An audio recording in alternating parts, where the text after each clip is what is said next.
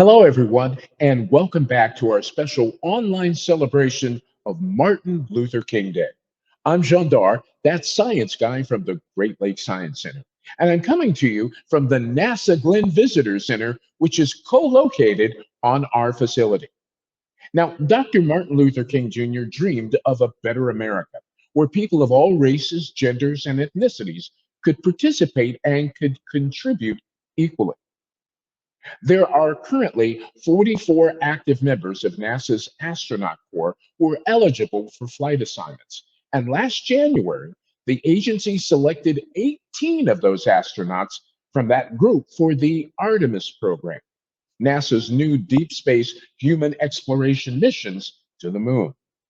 It's a diverse group of men and women who will pilot the vehicles and conduct the research in lunar orbit and also on the moon surface.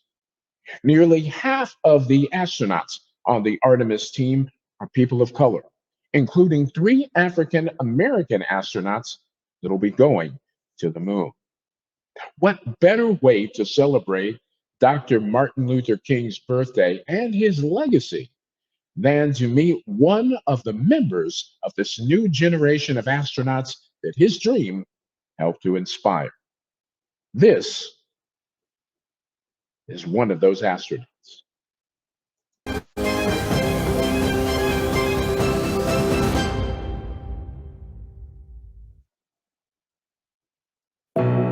My earliest idea of who I wanted to be growing up was my father. My father was a police officer, and so I wanted to be a police officer. And then I saw a shuttle launch on television, and I thought, I really want to drive one of those. And yes, I said drive because I didn't know any pilots or engineers even for that matter. I'm a public servant, and I have been for 22 years, since January of 1998. And so I ask myself, have I done all that I can for my country and for my family? I have fantasized about stepping on the moon. It's my dream. My dream is to work on the surface of the moon. And being able to launch humans from American soil is a very big part of that. I was sitting at my desk in the Russell Senate office building, and I got a phone call from a Houston phone number, and by the time I answered, I missed it.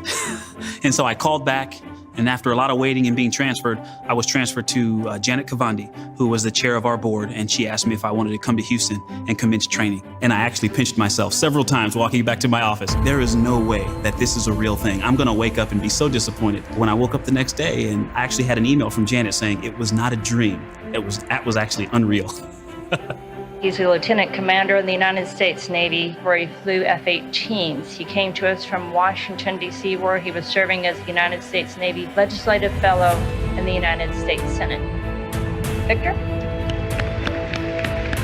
Being selected for this job, you can't help but to think of, I've got so many friends that I know could do this job well. And that feeling of, wow, why didn't they get it? And feeling like you're not really good enough cut out for the job. And I felt all of those things. Being a father, a husband, all of those things come with doubt. And I think you have to learn to get comfortable with the doubt. They call things moonshots when people accomplish something amazing. No matter how good a story you tell, people are captivated by real world accomplishment. It's our generation's opportunity to have our own literal moonshot and then to continue inspiring future generations to reach for the moon. They not only have the right stuff, they represent the full tapestry of American diversity. Their journey begins now, and the nation will be right beside them, reaching for the stars.